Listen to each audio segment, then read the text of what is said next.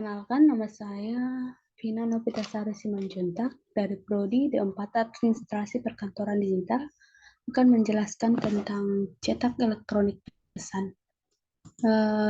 Materi pembahasan yang pertama tentang kelebihan dan kekurangan pesan tertulis. Yang pertama kelebihannya yaitu memberikan catatan permanen yang dapat diajukan dan dirujuk di masa mendatang. Yang kedua, dapat dibaca ulang dan dipelajari. Yang penting jika pesannya panjang, rumit, atau ditulis dalam kemarahan. Yang ketiga, dapat direvisi dan diedit untuk memastikan mereka mematuhi prinsip-prinsip komunikasi bisnis. Dan yang terakhir, dapat memiliki nilai hukum. Kekurangannya yang pertama, umumnya ditukarkan secara perlahan. Email dan fax adalah pengecualian yang penting. Yang kedua, dipandang lebih formal, sebagian karena bersifat permanen. Yang ketiga, jarang memberikan umpan balik yang cepat untuk menyeluruh karena hanya sedikit isyarat nonverbal dan karena pengiriman dapat menerima berada di lokasi yang berbeda. Yang terakhir, memerlukan penyimpanan yang dapat memakan waktu dan mahal. Selanjutnya, mengembangkan pesan bisnis tertulis. Yang pertama ada finansial, yang kedua perencanaan, yang ketiga penyusunan. Melakukan proses ini mungkin memakan waktu dari beberapa detik untuk secara rutin, memo, email, atau pesan instan hingga beberapa hari untuk laporan tertulis yang panjang atau halaman web. Mengikuti proses sangat penting untuk mengembangkan pesan bisnis yang efektif. Analisis situasi komunikasi. Pertanyaan khusus yang memungkinkan Anda ditanyakan saat menganalisis situasi komunikasi meliputi sebagai berikut.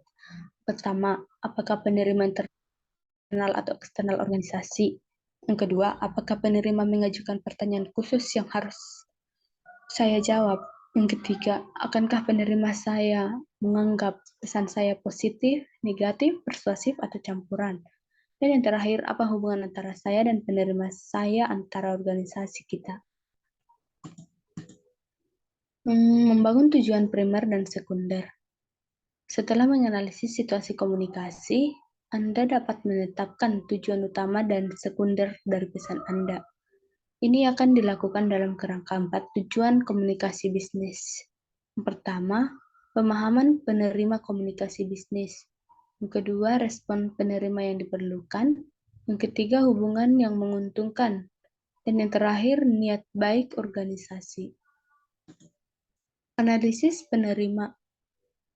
Analisis Anda tentang penerima akan memberi Anda informasi penting tentang kosakata, minat, kemungkinan biasa, dan reaksi emosional penerima. Dari analisis Anda dapat menentukan ide, kata, dan pendekatan yang paling baik mengkomunikasikan pesan Anda dalam situasi yang Anda hadapi. Selanjutnya ada pilih jenis pesan. Pesan tertulis dapat diformat sebagai email, surat, memo, laporan tertulis, atau jenis dokumen lainnya. Selain itu, mereka dapat ditulis tangan, diketik, atau dimasukkan ke dalam komputer dan dicetak. Format dan gaya akan berbeda dengan situasi.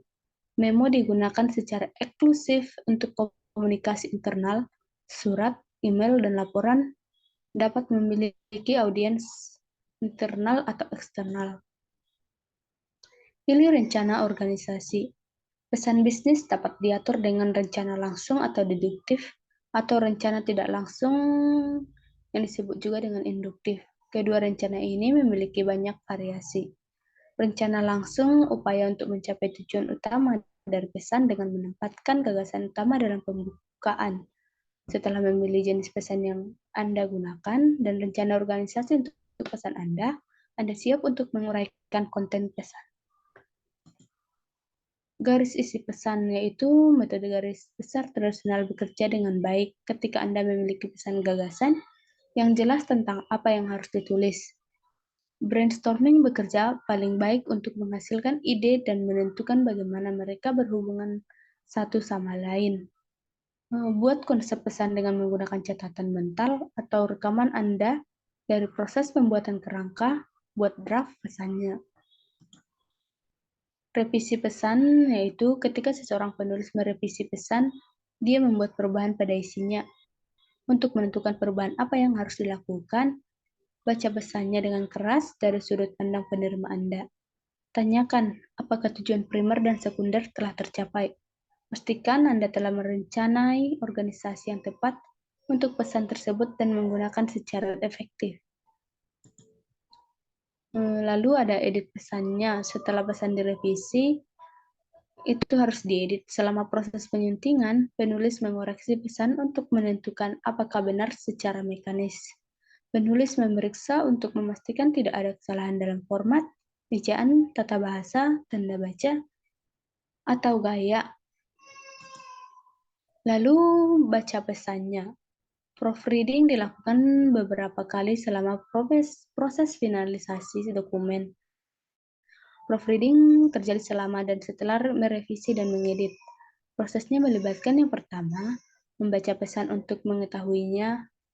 Yang kedua, membacanya lagi untuk ejaan, tata bahasa, dan tanda baca yang benar. Beberapa korektor dapat menemukan lebih banyak kesalahan ejaan dengan membaca salinannya mundur. Lalu ada menentukan level vocabulary. Analisis pesan adalah aspek penulisan yang berkaitan dengan pengembangan pesan bisnis yang efektif. Pilih tingkat kosakata Anda sehingga sesuai dengan penerima Anda. Seperti yang Anda ketahui, salah satu perhatian utama Anda dalam menyusun pesan bisnis yang efektif adalah menggunakan tingkat kosakata yang akan dipahami oleh penerima Anda. Yang pertama, formula keterbacaan. Rumus keterbacaan dapat digunakan untuk menghitung tingkat kosakata Anda. Rumus ini seperti Gunning, Fogg, Flash, Kinsey, Delcourt, dan Fry dijelaskan dalam materi yang tersedia di sebagian besar perpustakaan atau web. Mereka umumnya menilai panjang kalimat, jumlah suku atau kata karakter dalam kata, dan kompleksitas struktur kalimat. Yang kedua ada peringkat keterbacaan. Peringkat tingkat kosakata yang diperoleh dari rumus keterbacaan umumnya mencerminkan perkiraan tingkat kelas yang dibutuhkan seseorang untuk memahami materi tertulis. Misalnya, peringkat 12 berarti seseorang harus mampu membaca di tingkat kelas 12 untuk memahami materi sepenuhnya.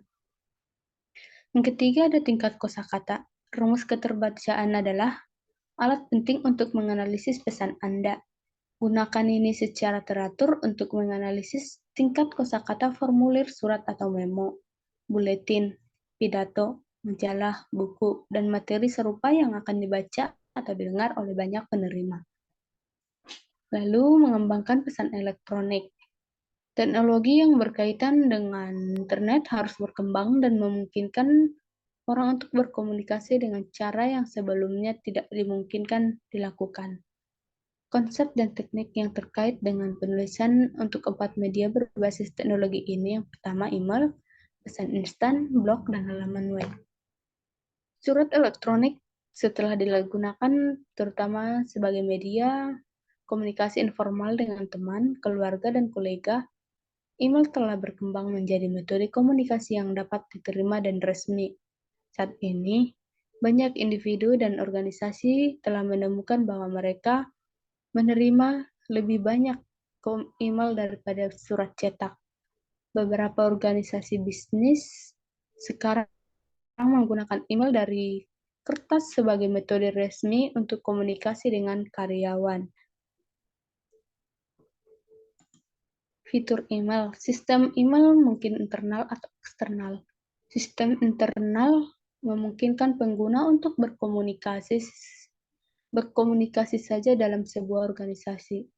Sistem eksternal memungkinkan pengguna untuk berkomunikasi dengan orang lain dalam organisasi yang sama, atau dengan menggunakan internet untuk menyalurkan pesan ke pengguna di luar organisasi. Email menyerupai memo. Penulis memasukkan nama penerima dan subjeknya, salam penutup, dan tanda tangan yang tidak diperlukan, tetapi banyak pengguna menyertakannya untuk membuat pesan tampak lebih pribadi. Selanjutnya ada pedoman email. Mereka yang menerima email bisnis dari Anda akan menilai Anda dalam organisasi dan berdasarkan kualitas pesan Anda. Anda pasti ingin membuat dan mempertahankan citra profesional. Menggunakan pedoman berikut akan membantu Anda mendapatkan standar tinggi yang sama untuk email terkait dengan yang Anda terapkan untuk pesan kertas. Pesan singkat, salah satu bentuk komunikasi elektronik yang berbasis internet yang tumbuh paling cepat adalah pesan instan, sering disingkat IM. 42% pengguna internet atau lebih dari 53 juta orang Amerika menggunakan pesan instan.